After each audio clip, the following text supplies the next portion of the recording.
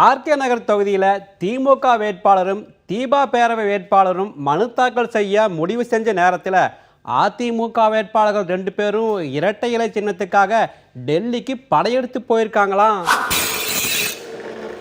ஐயா வி.கே. சசிகலா அணி சார்பில் எம்பிக்கள், எம்எல்ஏக்கள், மாவட்ட செயலாளர்கள், ஒன்றிய செயலாளர்கள் ஆதரவு கையெழுத்துக்கள் வாங்கி பொறுப்பாளர்கள் ஆதரவு இருக்கிறத தேர்தல் ஆணையத்தோட கவனத்துக்கு கொண்டு போயிருக்காங்களா? கட்சியுடைய உறுப்பினர்கள் 1.5 கோடி தொண்டர்கள் இருக்காங்க. அதுல 60 லட்சத்துக்கும் மேல எங்களோட தான் இருக்காங்கன்னு முன்னோட்டமா 6000 பேருடைய ஆதரவு பிரமாண பத்திரத்தை தேர்தல் ஆணையத்துல தாக்கல் செஞ்சாங்களாம்.